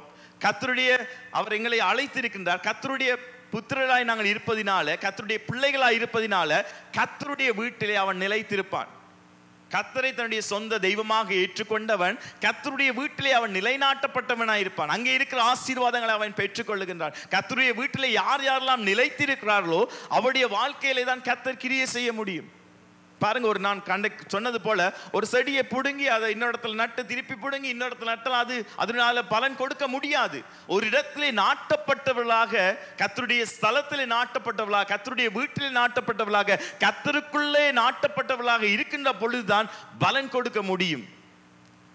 9வது காரியம் 1 யோவான் புத்தகம் 2வது அதிகாரம் 19வது வசனத்திலே, 1 John chapter 2 verse 19 அந்த பகுதியை நாங்கள் பார்க்கின்ற பொழுது,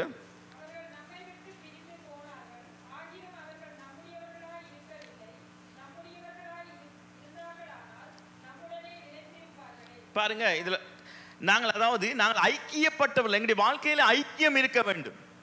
கர்த்தரோடு கூட நாங்கள் கர்த்தருக்குள்ளாக இருக்கிறோம் என்று சொல்லுகிறோம். ஆனாலும் சபை நடுவிலே கர்த்தருக்குள்ள ஒரு ஐக்கியம் கண்டிப்பாக இருக்கும். கிறிஸ்து அங்க பிதா, குமாரன், பரிசுத்த ஆவியானவர் எவ்விதமாக அவர்கள் ஒன்றாக இருக்கிறார்களோ அதே போல தேவனால் பிறந்தவர்கள் கர்த்தருடைய சபை ஒன்றாக இருக்க வேண்டும் என்பதை தேவன் விரும்புகின்ற தேவனாக இருக்கின்றார். ஹல்லேலூயா. எத்தனை பேர் விளங்கிக்கணும்? ஹல்லேலூயா. இன்னொரு கதையை சொல்ல விரும்புகின்றேன். ஒரு அழகான வாலிபன், அவன் இங்கே சரியான ஹையர் ஸ்டடீஸ் எல்லாம் முடிச்சுட்டார். டபுள் MA, டபுள் டிகிரி எல்லாம் முடிச்சுட்டு வர்றாரு. அவன் அங்கு பட்டம் எடுத்துட்டு வருகின்ற பொழுது ஒரு பணக்கார நபர் என்ன செய்றார், பயங்கரமான பெரிய கார்ல வந்து இறங்குகின்றார். அவனுக்கு யார் என்று தெரியாது. அவன் காலேஜ்ல இருந்துங்க பட்ட படிப்பெல்லாம் முடிச்சு அவன் வெளியே பட்டம் எடுத்து வருகின்ற பொழுது அந்த பணக்காரன் அந்த வாலிபனிடத்துல கேட்கிறான், தம்பி, நீ இவ்வளவு நல்லா படிச்சிருக்கிற, இந்த ஏரியாவிலே இல்லாவிட்டால் இந்த தேசத்திலே நீ தான் ஹையர் ஸ்டடி படிச்சிருக்கிற, நான் உனக்கு ஒரு வேலை தருகின்றேன், செய்வியான்னு சொல்லி. அவன் சரின்னு சொன்னான். அவன் காலேஜி கிட்ட ஒரு பக்கத்திலே ஒரு இடத்துக்குள்ளே போய் ஒரு சதுரமான ஒரு பெட்டியை கீறி விட்டு அவன் சொன்னா, இந்த இடத்துல நீ நிற்க வேண்டும். இந்த பணக்காரன் சொன்னா, நீ 5 நிமிடம் நீ நிப்பாயன்னு சொன்னா உனக்கு நான் $500 தருகிறேன். எவ்வளோ காசு, என்ன 2 கிலோ 1 கிலோ ஓடித்தான் $500 வருது. 5 நிமிஷத்துக்கு $500 யாரும் வேணானுமா? இல்லை. அவன் செய்யறான், சரி. அவன் சொன்னா, இவ்விதமாக இத்தனை மணிலேருந்து நான் சொல்லுகின்ற குறிப்பிட்ட நேரம் வரைக்கும் நிற்க வேண்டும். அவனும் ஆமோதித்து அந்த இடத்துல என்ன சரியாக அந்த நபர், அந்த பணக்கார நபர் போய்விடுவாரு. ஒவ்வொரு நாளும் அவன் $500 எடுத்து விடுவான். 5 நிமிஷம். பல மாதங்கள் கடந்து போனது. அந்த நபர் சொன்னாரு, மறுபடியும் அவன் சொன்னாரு, தம்பி, இந்த இடத்துல நீ 8 மணி நேரம் நிற்க வேண்டும். உனக்கும் எனக்கு ஒரு ஒப்பந்தம், நீ 8 மணி நேரம் நிற்க வேண்டும், 30 நாள், நீ 1 மாசம் நிற்க வேண்டும், நான் உனக்கு $20,000 தருகின்றேன். ஆருக்கு கிடைக்காத வேலைப்பா, சும்மா இருக்கிற வேலை. நான் போடுறேன் அந்த வேலைக்கு சொல்றாங்க, பரவாயில்ல. ஆனாலும் அவன் சொல்லுகின்ற பொழுது அவன் 8 மணித்தியால் நிற்கிறான். கணக்கா அந்த நபர், அந்த பணக்கார நபர் வந்து என்ன செய்யறார், அந்த மாத முடிவில் $20,000 கொடுத்து விடுவார். இவ்விதமாக அவன் 40 வருடங்கள் சென்றது. அந்த பணக்கார நபர் வாக்கு தவறவில்லை. அவன் 8 மணி நேரம் அதில் நிற்பான், $20,000 கொடுத்துருப்பான். அதற்கு போனஸ், அலவன்ஸ் எல்லாம் இருக்குது. ஒரு வருஷம் முடிவிலையும் சேலரி இன்க்ரிமெண்ட் எல்லாம் இருந்துச்சு. ஆனால் அவன் செய்ய வேண்டிய வேலை அந்த பெட்டியிலே நிற்க வேண்டும். அவனை எதிர்பார்த்து கொண்டிருந்தான். அவனுக்கு மிகவும் வயதாகி போய்விட்டது. அவன் அந்த இடத்துல பார்த்து கொண்டான். ஒரு நாள் அந்த நபர் வரவில்லை. அவன் பார்த்து கொண்டே இருக்கிறான். 8 மணி நேரம் கழிந்து விட்டது, 18 மணி நேரம் கழிந்து விட்டது. அவன் அந்த இடத்திலே இருந்து பார்க்கின்றான். அந்த நபர் வரவே இல்லை. 2-3 நாட்களுக்கு பின்பதாக அந்த நபர் வருகின்றார். வந்து கேட்கிறாரு, தம்பி, இத்தனை வருஷ காலமாக நீ ஏன் அதில் நிற்கிற? அவனுக்கு நின்றத நோக்கமும் தெரியாது. இவர் ஏன் நிற்க சொன்னான்னு சொல்லி அவரும் சொல்லல. பாருங்க, இவ்விதமாக இந்த உலகத்தில் நாங்கள் இருக்கின்றோம். நாங்கள் ஒரு பர்டிகுலர் இருக்கிறோம். வாரம் போறோம், வேறு செய்யறோம், இருக்கிறோம், உழைக்கிறோம், சம்பளம் வருது, போகுது. ஆனா நான் எங்களுடைய வாழ்க்கையில வயசுகள் உங்களுக்கு தெரியும், நீங்க எத்தனை வயசுன்னு சொல்லி. இத்தனை கால வயசு வரைக்கும் நாங்கள் இருக்கிறோம். எங்களுடைய வாழ்க்கையில நாங்கள் ஏன் இதுல நிக்கிறோம் தெரியாம இருக்கலாம், ஏன் நாம் வாழுகிறோம் எங்களுக்கு தெரியாம இருக்கலாம். இந்த இடத்தின் மூலமா நல்ல ஒரு பாடத்தை படிக்க முடியும். நாங்கள் வாழுகின்ற வாழ்க்கை ஒரு அர்த்தம் பாருங்க. அவன் எவ்வளவு படிப்பு படிச்சவன் கடைசியில் எங்க நிற்கிறான்? நரோட்டில் அந்த பெட்டிக்குள்ள நிற்கிறான், அந்த சதுர கோட்டுக்குள்ள இருக்கிறான். இவ்விதமாக நாங்கள் இருக்கலாம். தேவனுடைய அற்புதங்களை, அடையாளங்களை, கர்த்தருடைய வல்லமைகளை பெற்றுக்கொண்ட நாங்கள் அந்த இடத்துல முடக்கப்பட்டவர்கள் நாங்கள் இருக்கலாம். கர்த்தருக்காக நாங்கள் எழும்பி பிரகாசிக்க வேண்டியவர்களாக இருக்கிறோம். இவ்விதமாக பிசாசானவன் என்ன செய்கிறான்? எங்களுடைய வாழ்க்கையை முடக்கி போடுகின்றான். உலக ஆசா பாசங்கள் ஆசைகளை காட்டி என்ன செய்கிறான்? எங்களுடைய கிறிஸ்தவ வாழ்க்கையை நாங்கள் ஒவ்வொருவரும் கர்த்தருக்காக சுடர்களாக எழும்ப வேண்டும். கர்த்தருக்குள்ளாக நாங்கள் அக்கினி உள்ளவர்களாக இருக்க வேண்டும். கர்த்தர் எங்களை அழைத்ததை நோக்கத்தை நாங்கள் நிறைவேற்ற வேண்டியவர்களாக இருக்கிறோம். கர்த்தர் ஏன் தன்னுடைய ரட்சிப்பை எங்களுக்கு தந்தார்? தன்னுடைய அன்பை ஏன் எங்களுக்கு தந்தாரு? இன்னும் எங்களுடைய ஊழியம் தொடர வேண்டும். கர்த்தர் விட்டு போன பணியை செய்யும்படியாக ஆண்டவர் என்னை உங்களையும் அழைத்திருக்கின்றார்.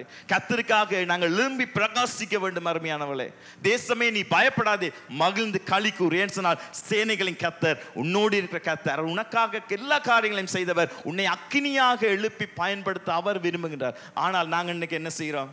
அந்த பட்டிக்கையே நிற்கிறோம். எல்லாரும் நீங்க நான் இல்லை என்ன இன்க்ளூட் பண்ணி தான் சொல்றேன். அந்த பட்டிக்கையே சுத்தி நிற்கிறோம். ஆனால் கர்த்தர் விரும்புகிற காரியம் நாங்கள் அக்கினியா எழும்ப வேண்டும். கர்த்தர் கொடுத்த அந்த அன்பு, கர்த்தர் எங்களை ரட்சித்திருக்கிறாரு. கர்த்தருடைய அன்பை நாங்கள் மற்றவர்களுக்கு நாங்கள் சொல்ல வேண்டும். கர்த்தருடைய அன்பை மற்றவர்களுக்கு பகிர்ந்து கொள்ள வேண்டும். ஒவ்வொரு மனுஷனையும் நாங்கள் பார்க்கின்ற பொழுது, அந்த மனுஷனை நாங்கள் பார்க்கின்ற பொழுது, இது தேவனால் உருவாக்கப்பட்டவன், தேவனுடைய சாயலில் சிருஷ்டிக்கப்பட்ட ஒவ்வொரு மனுஷனும் அக்கினி நரகத்துக்குள் போய்விடக் கூடாதுன்னு சொல்லி அந்த ஆத்ம தாக பாரம் எங்களுக்குள்ள இருக்குமென்னு சொன்னால், எந்த நபரை நாங்கள் பார்க்கின்ற பொழுது கிறிஸ்துவுடைய அன்பை நாங்கள் வெளிப்படுத்துவோம். அந்த கிறிஸ்துவுடைய அன்பை வெளிப்படுத்துவதற்கு நாங்கள் கிறிஸ்துவுக்குள்ளாக இருக்க வேண்டும். கிறிஸ்துவுக்கு இல்லாமல் கர்த்தருடைய அன்பை நாங்கள் வெளிப்படுத்த முடியாது. ஆகவே இந்த காரியங்கள் உங்களுக்கு சொன்னேன். கர்த்தருக்குள்ளாக நாங்கள் இருக்கின்ற பொழுது, தேவனால பிறந்தவன் அவன் தேவனோடு இருப்பான். கர்த்தரோடு கூட நாங்கள் இருக்கின்ற பொழுது மாத்திரம்தான் அருமையானவர்களே இந்த அழகான கிறிஸ்தவ வாழ்க்கையை எங்களால் ஓட முடியும், வாழ முடியும். இல்லாவிட்டால் ஒரு போலித்தனமான ஒரு முகமூடியை போட்டுக்கொண்டு நாங்கள் வாழுகின்றோம். மற்றவர்களுக்கு முன்பாக நாங்கள் நடித்துக் கொள்ளலாம், நான் நல்லவன், நான் உண்மையில ஜெபம் பண்றேன், நான் பைபிள் வாசிக்கிறேன். ஆனால் எனக்கு தான் தெரியும் நான் எந்த நிலைமையில இருக்கின்றேன். எங்களை நாங்கள் ஆராய்ந்து பார்க்க வேண்டும். அருமையானவர்களே, இந்த காலை வேளையிலுமாக கர்த்தர் அவர் நல்லவர், அவர் வல்லமை உள்ளவர், எல்லா காரியங்களையும் அவர் நடப்பிக்கிற தேவன், அவர் நம்முடைய தேவனாய் இருக்கின்றார். மறுபடியும் நாங்கள் யோவான் 15வது அதிகாரத்துக்கு நாங்கள் திருப்பிக் கொள்ளும் சொன்னால், யோவான் 15வது அதிகாரம், ஜான் சாப்டர் 15 verse 4 4வது வசனத்தை நாங்கள் வாசிக்கலாம்.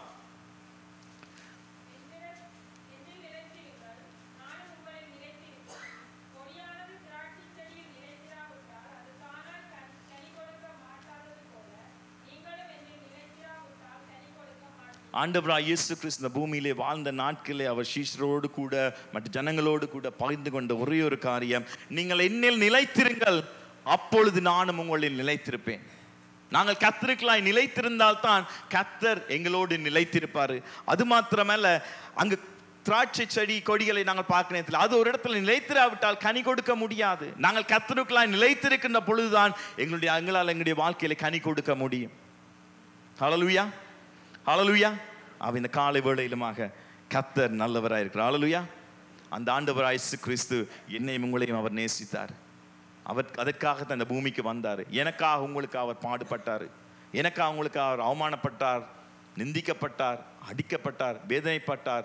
என்னுடைய அக்கிரமங்கள் பாவங்கள் எல்லாவற்றையும் அவர் சுமந்து தீர்த்தார். அவர் சிலுவையிலே அறைந்தார்கள், அவர் மரித்தார். சிலுவையிலுமா கடைசி சொட்டு இரத்தத்தையும் எனக்கு அவங்களுக்கு சிந்தினார். அந்த இரத்தத்தினாலே நாங்கள் இந்த நாளும் கழுவப்பட்டவர்களாக இருக்கிறோம். ஆகவே இயேசு கிறிஸ்துவை விசுவாசித்து ஆண்டவரே என்னுடைய மெய்யான தெய்வம் என்று நாங்கள் ஏற்றுக்கொள்கின்ற பொழுது அந்த இயேசு கிறிஸ்து தன்னுடைய இரத்தத்தினாலே எங்களை கழுவி எங்களை சுத்திகரிக்கிற தேவனாயிருக்கிறார். அது மாத்திரமல்ல, அவரை சிலுவையிலே அறைந்தார்கள், அவர் மரித்தார், அடக்கம் பண்ணப்பட்டார். 3ஆம் நாள் உயிரோடு எழுந்த தேவன் இன்றைக்கு எங்கள் நடுவிலே அவர் வாசம் பண்ணுகிற தேவனார். அது மாத்திரமல்ல, அவர் பிதாவின் வலது பாரசத்திலே அவர் வீற்றிருக்கின்றார். அவர் எங்களை கொடுத்ததான தேற்றவாளனாகிய பரிசுத்த ஆவியானவர் இதுவரைக்கும் எங்களை வழி நடத்தி கொண்டிருக்கிறார். அது மாத்திரமல்ல, கர்த்தருடைய வருகை அதி சீக்கிரமாக இருக்கிறது. அவருடைய வருகைக்கு ஆயத்தம் உள்ளவர்களாக நானும் நீங்களும் இருக்கிறோமா? எங்களை சற்று ஆராய்ந்து பார்ப்போம். யாரும் எழுந்தின்றவனமாக கண்களை மூடினமாக நாளும் கர்த்தர் உங்களோடு கூட பேசி இருப்பார்னு சொன்னார். இதுவரைக்கும் நாங்கள் ஒரு ஆரம்ப நாட்களில் இருந்த ஆதியில இருந்த நாங்கள் அன்பை நாங்கள் விட்டு நாங்கள் வாழ்ந்திருக்கலாம்.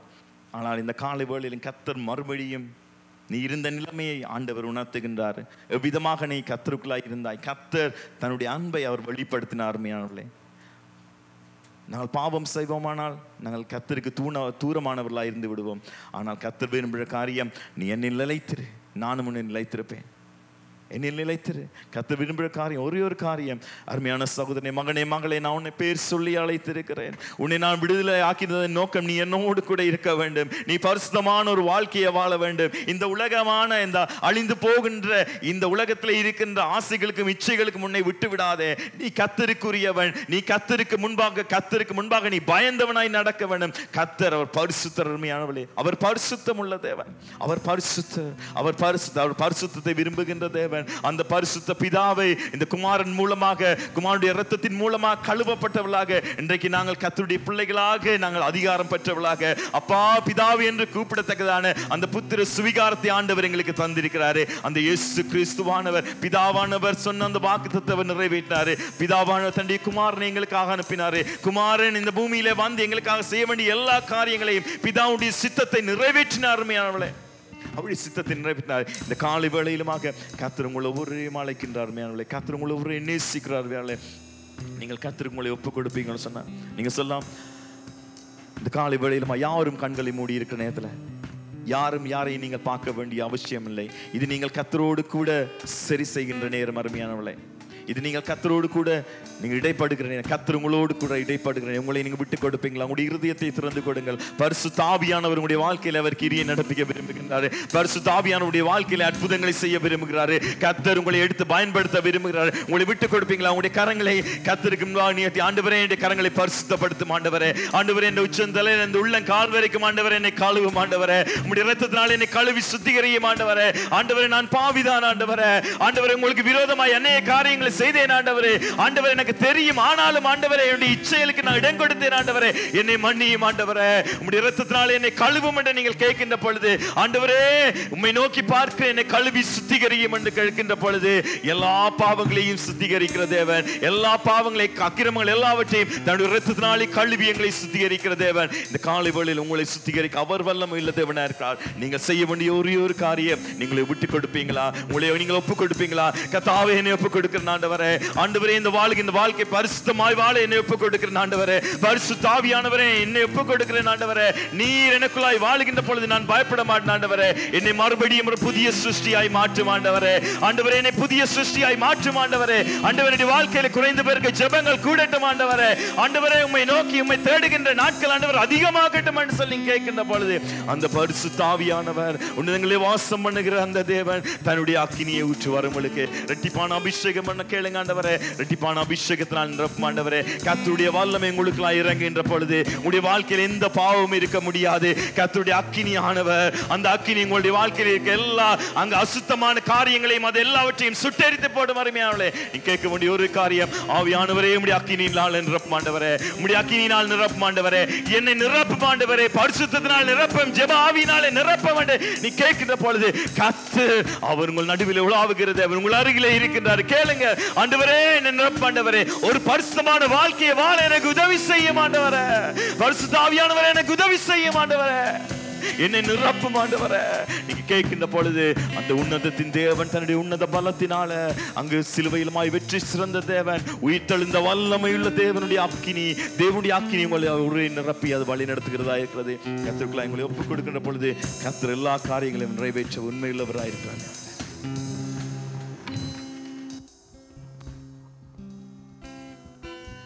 The word of God says in Micah chapter 6 verse 8 that he has shown you, O mortal, what is good. And what does the Lord require of you but to act justly and to love mercy and to walk humbly before your God. This is how God is calling us to live our lives before him. Though we may live in a sinful, fallen world, we have the Spirit of God within us. So we will not be able to do anything with our own strength, but with the power of his Spirit, we can live a righteous life before God. We can do things for the Lord.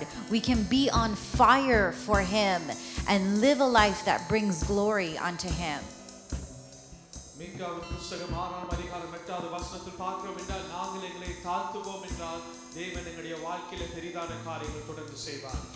This world may have many sorrows, but the Bible tells us that Jesus has overcome them all. Hallelujah. So, whatever you may be going through in life, It's no excuse for you not to be on fire for the Lord. வாழ்க்கையில என்னென்ன காரியங்களுக்கு நாங்கள் போய் கொண்டிருப்போம் என்றால் ஒன்றை நாங்கள் அறிந்து கொள்ள வேண்டும். சாக்கு போக்குகள் இருக்கக்கூடாது. கர்த்தருக்கு அக்கினியா இருக்க. Let us ask the Holy Spirit right now to fill us with His strength. பரிசுத்த ஆவியானவரை நோக்கி நாங்கள் கேட்போம். அவருடைய பலத்தினால திட கட்டுவதற்கு. Holy Spirit of God, may you fill us with your power and your anointing. பரிசுத்த ஆவியானவரே உம்முடைய வல்லமையினாலும் உம்முடைய அக்கினியினாலும் எங்களை நிரப்பும். May you take away everything from our life that is not pleasing before you. ஆண்டவரே உமக்கு பிரியமில்லாத காரியங்களை எங்களுடைய வாழ்க்கையில அகற்று. If we have sinned knowingly or without knowing in any way, forgive us and wash us with your blood, Lord. ஆண்டவரே நாங்கள் அறிந்து அறியாதபடி செய்யப்பட்ட ஒவ்வொரு பாவங்களும் உம்முடைய திரு இரத்தத்தினால் எங்களை கழுவும். Right now, as we lift our hands before the Father, இப்பொழுது பிதாவை நோக்கி எங்களுடைய கரங்களை உயர்த்துவோம் என்றால் with arms stretched wide open to receive, கரங்களை நல்லா உயர்த்தி இப்பொழுதும் அதை பெற்றுக்கொள்ள Holy Spirit, we ask that you come, anoint us, fill us, let your fire come upon us, and we rebuke everything of the devil that has been taking hold of our lives, that has not been part of your will or plan. We பரிசுத்த ஆவியானவரை நோக்கி நாங்கள் கேட்கக்குள்ள ஆண்டவர் எல்லாவற்றிலும் அகற்றி அவர்களுக்கு உதவி செய்வார். Holy Spirit, we thank you that you are in this place, for where the Spirit of the Lord is, there is freedom. பரிசுத்த ஆவியானவரே நன்றி தினத்தில் இருப்பதற்காக உம்முடைய ஆவியை ஊற்றுவாங்க விடுதலை என்று சொன்னீங்க. Those who have been struggling in their mind, the Holy Spirit will set you free. மனமோடு போராடி கொண்டிருக்கிற நபரே பரிசுத்த ஆவியானவர் உனக்கு விடுதலை தருவார். I plead the blood of Jesus over your thoughts and your mind, your desires. உனக்கு உன் வாஞ்சை சிந்தனைகள் மனம் எல்லாவற்றிலும் இயேசுவுடைய இரத்தத்தை நான் பூசுகிறேன். Surrender now everything into the hands of our Father. பிதாவுடைய இடத்துல நீ உன்னை முழுவதை சரணடை. And where the Spirit of the Lord is, there is freedom. You shall be set free. பரிசுத்த ஆவியானவரை இங்கே ஊற்றுவாங்க விடுதலை நீ விடுதலை பெற்றுக்கொள். Thank you, Heavenly Father, for what you have done for us in this place. பரலோக பிதாவே நீ செய்த காரியத்துக்காக நன்றி. Whatever it is we are going through, Lord, we lay it down at your feet. ஆண்டவரே என்னென்ன காரியங்கள் நம்ம போராடி கொண்டிருக்கிறோமோ அது உம்முடைய பாதப்படியில வைக்கிறோம். Nothing is impossible for you. உம்மால் ஆகாத காரியம் ஒன்றுமில்லை. We pray, God, that you will take control over our lives, that we may bring glory and honor and praise unto you. ஆண்டவரே எங்களுடைய வாழ்க்கையை நீர் ஆட்கொள்ளுவீராக உமக்கு மகிமை துதி கனம் செலுத்த. Let us not be lukewarm, but on fire for you, God. ஆண்டவரே நாங்கள் வெதுவெதுப்பான வாழ்க்கை இருக்காதபடி உமக்காக அனலாய் இருக்க உதவி செய்யும். Speak to us day and night and draw us closer unto you. ஆண்டவரே இரவும் பகலும் எங்களோடு பேசுவீராக உங்களோடு நாங்கள் இன்னும் உறவாடுவதற்கு. In the name of Jesus we pray. இயேசுவின் நாமத்தினாலே ஜெபிக்கிறோம். Amen. Amen. May the grace of our Lord Jesus Christ, the love of the Father, and the fellowship of the Holy Spirit be with you all, both now and forevermore. Amen. God bless you.